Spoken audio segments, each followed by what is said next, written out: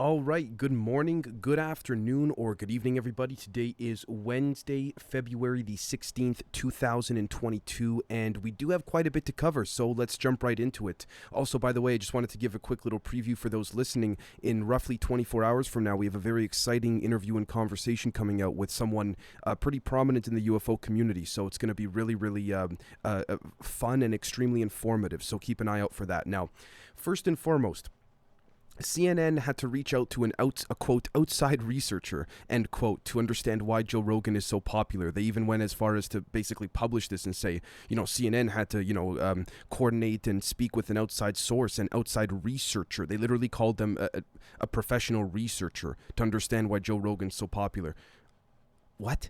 I don't know. Maybe because he makes content that people like and CNN doesn't. I mean, yeah. Anyways, the next thing is something that I want to be careful with covering because of YouTube, unfortunately, but it has to do with Hillary Clinton and the Clinton campaign. There was a recent, basically charge or a charge filed by Special Counsel Durham, basically saying that alleging, let me be very clear, alleging the Clinton campaign spied on the Trump campaign. However, based on my personal research, if you follow the money, folks, it's there. So again, I'm going to have to leave it at that because of YouTube, but I didn't even want to spend that much time on it anyways because, again, whether Trump was just taking a guess all those years ago when he first tweeted that thing out saying, they spied on my campaign and stuff, or whether he had some inside information or not, again, whether he guessed it or he didn't, he was right? Now, the other side of that, very quickly, is, again, the perspective of, well, Dave, if you yap as much as Trump does, eventually, if you throw enough shit at the wall, it's going to stick, that, so to speak, right?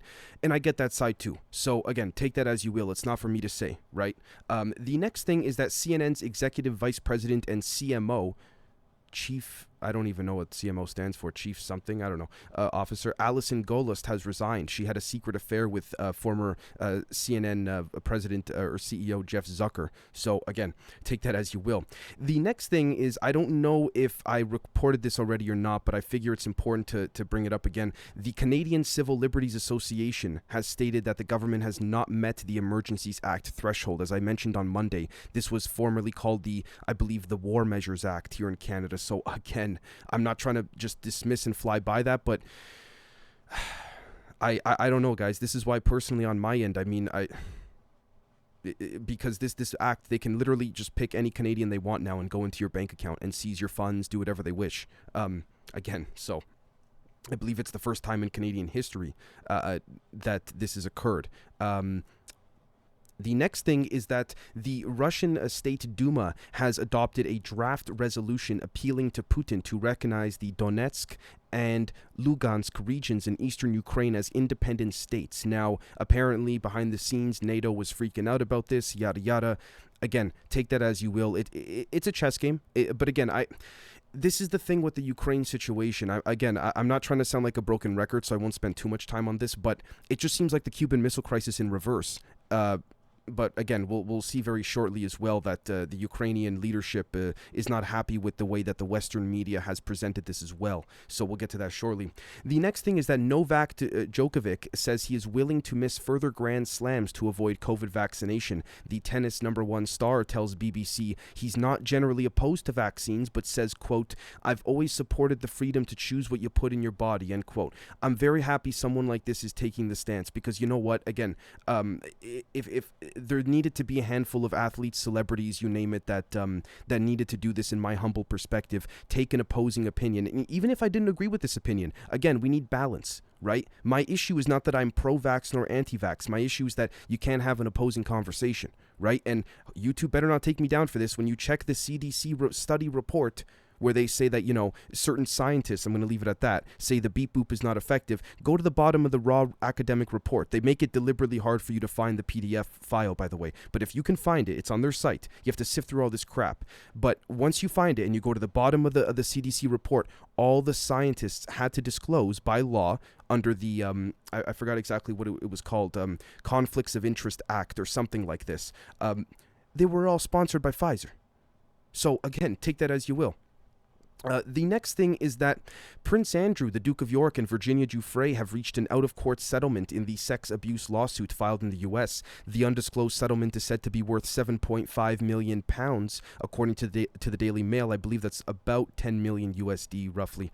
In the court documents, the prince has said that he, quote, regrets his association, end quote, with convicted sex offender Jeffrey Epstein. This is complicated, okay? And I say this because I really do believe, in my humble perspective, with some inside knowledge to an extent, that, and some of you may know what I'm referring to here, that Miss Giuffre didn't care about the money. She did get a large settlement and payout from Ghislaine Maxwell a handful of years ago, if I'm not mistaken. So she seemed like she really wanted to press Prince Andrew, and ultimately it seemed like, again, put him in jail. But of course, the realistically, people would say, Dave, come on, don't be stupid and stuff. And look, I got to be honest, I would have said the same thing 6 months ago, but I had thought that the elites around the world, the narratives, not just with the beep boop, but it's collapsing. But even with this, I thought that there would have been a little bit more done here. Now, the reason I'm careful to say that is because, folks, I've been privileged to have some insight behind this, thanks to a certain individual pertaining to the Epstein situation, which some of you, particularly on the Patreon, will know. It's way more complicated than it seems. Now, to be fair, that should not be an excuse to say, oh, Miss Giuffre just took her money and screwed off. Why didn't she decline the money and keep pressing the royal family? Look, I don't have any direct insight into that particular situation. However, I have a feeling this will not be the end of it, so to speak. But again, it's an extremely complex situation, especially when you're dealing with a family unfortunately, as powerful and as unfortunately, quote unquote, elite as the royals. So again, I'm just going to leave that there for now. Make of that as you will, folks. The next thing is that multiple websites in the Ukraine are unreachable at the moment, including the Ministry of Defense, the Armed Forces, Private Bank, and Oshad Bank, the Ukrainian Cybersecurity Center says. I'm going to be honest, we got to consider a couple things here. First off, and I hope YouTube doesn't nick me for this, they shouldn't, we have to consider that there are certain Western agencies that may in fact have caused this attack in order to stage a potential false flag to say, look what Putin's doing. Now, on the other hand as well, we also have to consider that this is what you do before you go in to invade. So, could it be Putin? Could it be someone else trying to, make Putin look bad, to stage some type of proxy false flag? Again, YouTube shouldn't nick me for this because, again, it's not like the U.S. government hasn't done this before. Gulf of Tonkin, it's all there. Gulf of Tonkin is not a conspiracy. So, I'm going to leave it at that.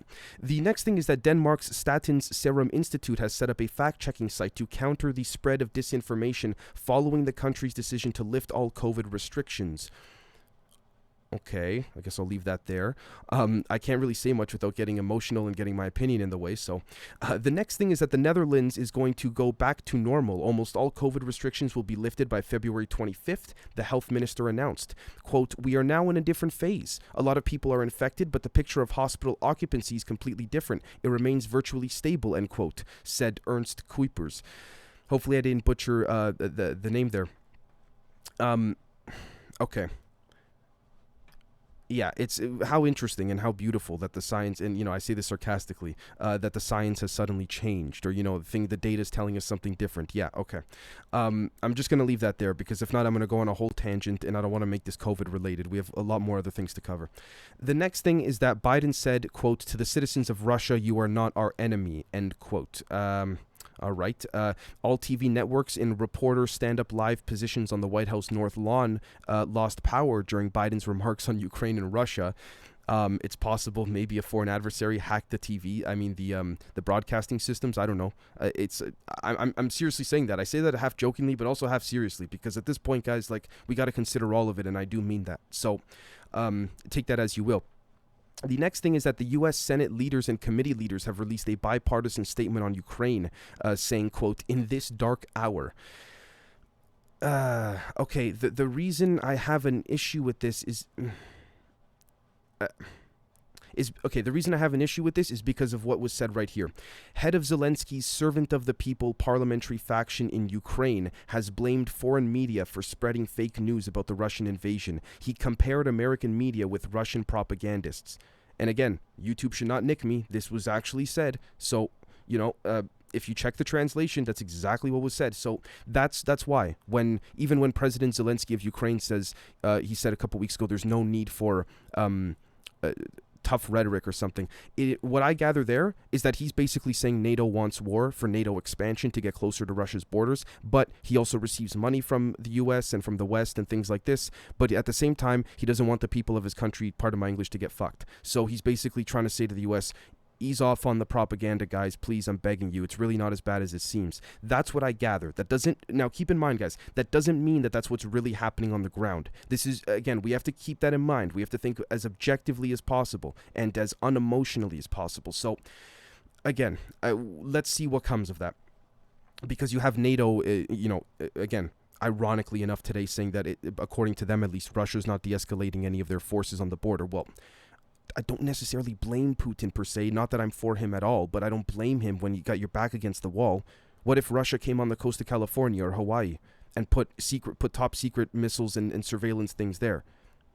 And even though the NSA, they say they're not, but they are. I mean, that's just my take. But anyways, the next thing is that, excuse me, sorry, let me see here.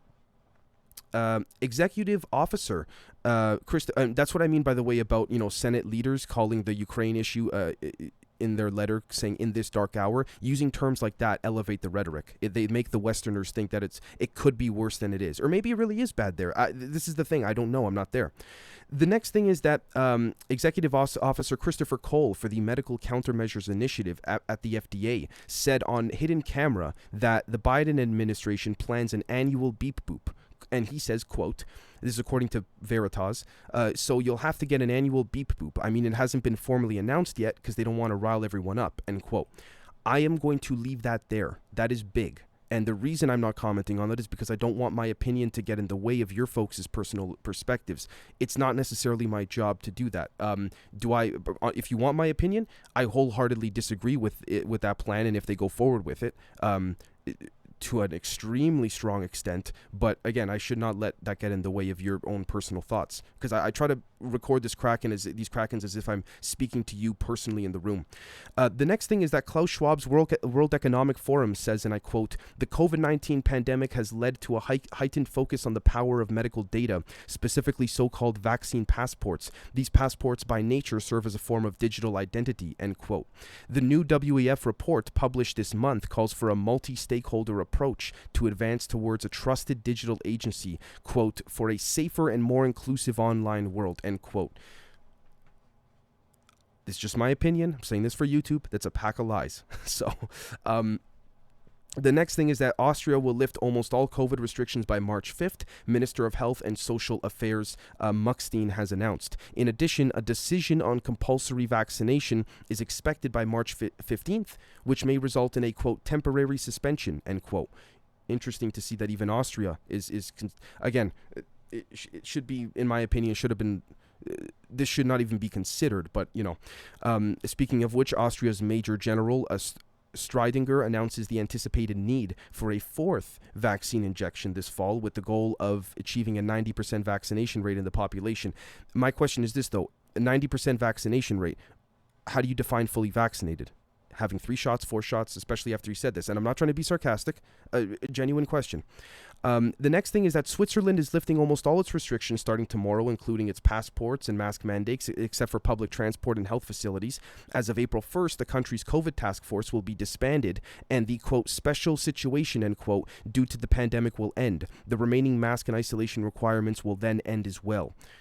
Again, let's see if they follow through with it. But as long as that was done in a legislative and appropriate process relative to the political system there, so be it. Truly mean that. We got to be consistent. If I said that on the opposite end of things, we got to say it on this side too. The next thing is that inflation in Canada has hit a 30-year high of 5.1%, far outpacing economists' expectations. Yeah, no shit, Sherlock. Pardon my English. I went shopping the other day. A couple of steaks used to cost just under $20. They now cost $60. That's a 6 and a 0, folks. Within weeks, things have jumped. It used to be $4 or $5 for strawberries, for a box of strawberries. Now it's like 12, 13 Canadian dollars. And the Canadian dollar is not that much far off from the value of the American dollar. So for those American and European friends, you can make that correlation there.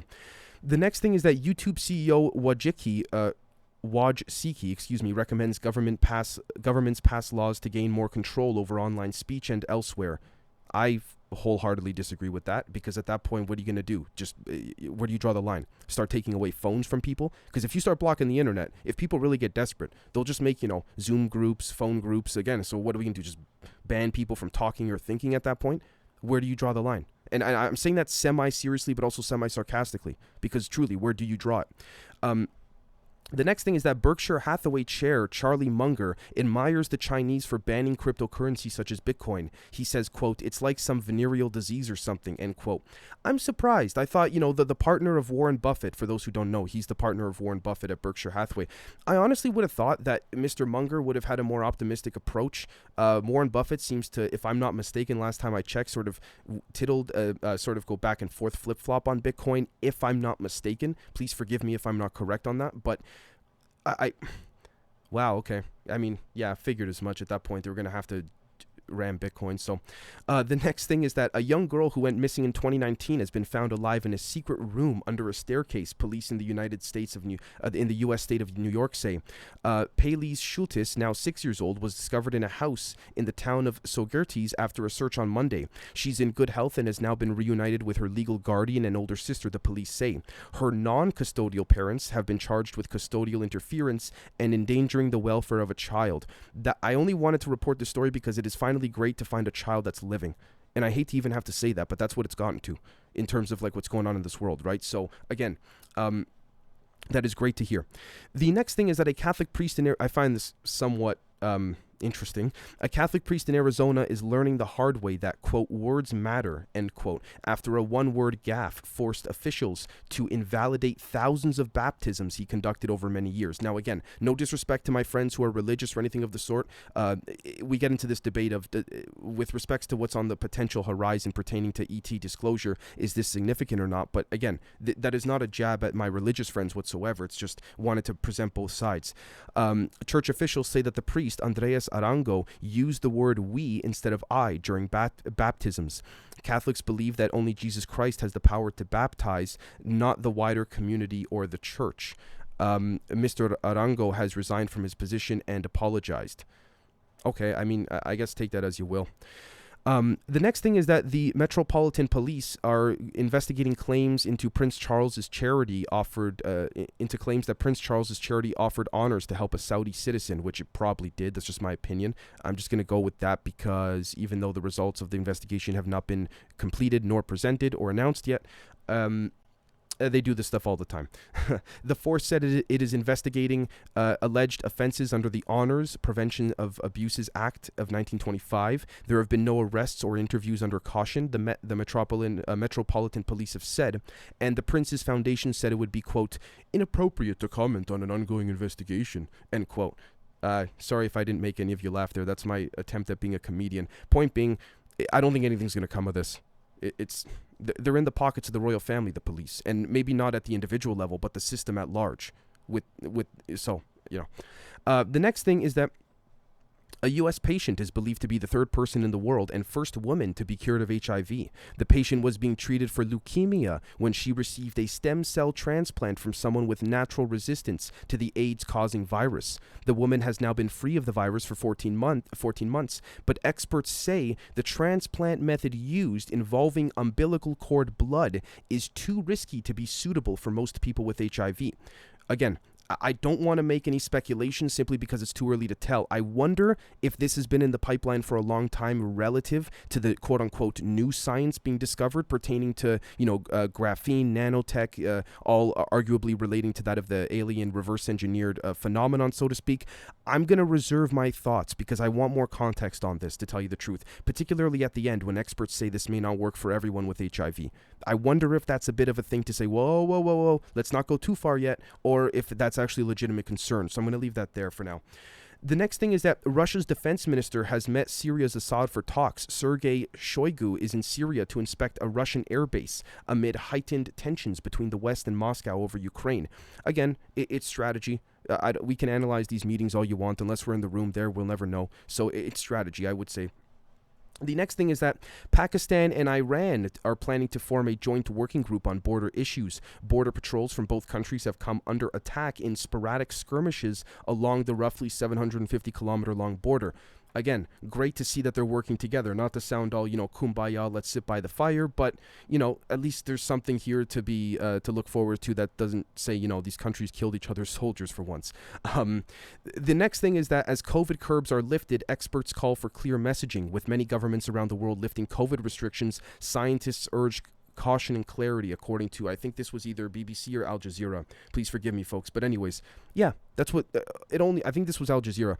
It only took, 2 years for quote-unquote mainstream media to put these concerns out. Doctors have been voicing, a very good chunk of them have been voicing their concerns way before this. I don't need to get into details. The next thing is that Germany's biotech plans modular vaccine factories in Africa. The first turnkey facility will be shipped to either Senegal or Rwanda in the second half of this year, biotech said. We're going to be delving into that into the members episodes on Patreon. Obviously, YouTube will nick us if we do this publicly. So, yeah, I'm going to have to leave that there. Again, because of that announcement being so vague and all that, we can extrapolate and speculate extensively on that. The next thing is that the Taliban delegation is holding talks with the European Union and U.S. diplomats in Doha. Western envoys meet Taliban members as the group seeks recognition and badly needed funds amid a humanitarian crisis. It's a chess game, yes. Do the Taliban have control on the surface at least, or maybe even more so than that of their country? Yes, but they also need money. And the West knows this, the EU, they know this, the UN knows this, so NATO knows this. So, again, it's a chess game. The next thing is that Nepal police fire tear gas as protesters rally against a U.S. grant. Now, this is interesting. The U.S. is providing a $500 million grant in American dollars for the construction of power transmission lines and a road improvement project in Nepal. But detractors say the funds come with unacceptable conditions. Again, who is to determine from a journalistic perspective, as I just read there, and I quoted, what is a detractor or not, first and foremost? Okay, let's point out what I would dare to say is the propaganda in that piece there. But with that being said, or arguable propaganda rather, with that being said, I can see this. This is exactly how, again, the CCP's been playing this game for quite some time, whether it's on the intelligence level or otherwise, or a mixture of both. You basically invest in the infrastructure of a country, and then many years later, when that country defaults on its debts of any kind, boom, you take it over. Not the whole country, but elements of that country. In my opinion, it's as close to imperialism as you could get in today's day and age. But that's just my opinion. So again, maybe I'm taking it a bit too far there. The next thing is that the Maduro ally Saab was a DEA informant before arrest, records show. Alex Saab, an ally of the Venezuelan president, agreed in 2018 to cooperate with the U.S. Drug Agency, documents show. Again, you see how they create the problem, then the solution? So the next thing is that U.S.-Mexico avocado spat is already causing shortages. The U.S. ban on avocado imports from Mexicans' Michoacan state went into effect February 11th after an inspector said he got a threatening phone call. Yeah, I've been saying this for a little while now, and I'm not trying to say like I'm the one that came out with it. Not at all. I actually learned it from, I think it was Tim Pool's podcast. The cartel is getting involved in avocados. They'll go wherever the money is. Wherever there's a shortage that they can provide a supply of, they'll do it. It doesn't just need to be drugs or human trafficking or whatever. So, I mean, yeah. I could definitely see that in that threatening phone call. I'm not saying it was from a cartel member, but I'm sure there was some type of influence that disseminated along that chain there. So, the second last thing is that Honduras ex-president Hernandez has been detained as the U.S. seeks extradition. The U.S. is seeking to extradite former Honduran President Juan Orlando Hernandez on drug trafficking allegations. It's a chess game. If we're going to be real here and arrest him on drug trafficking allegations, let's take old Slick Willie over there, Bill Clinton, for the Iran-Contra stuff in his state in Arkansas. If we're going to play this game, if we're going to be truly fair and righteous, everyone at the top should be going to jail. So, again, this is they arrest each other and they try to do this to each other. It's all a chess game. The next thing is that, the final thing is that campaigning for the next president kicks off in South Korea. Soaring house prices, inequality, and corruption are key concerns for voters in a March 9th poll, so far overshadowed by petty scandals. The reason I wanted to report that as the final thing is that used to be actually a concern in the West and Europe. You know, corruption, house prices, inequality. That seems like easy stuff to tackle compared to what we're looking at these days, folks. So again, I know today wasn't the longest Kraken just because there wasn't really that much to delve into in terms of like the extent of the details of the stories. But with that being said, I hope you folks really enjoyed it. Again, we have a lot of stuff coming out on the Patreon in addition to the public in the coming hours, and we'll catch you all very, very soon. Cheers.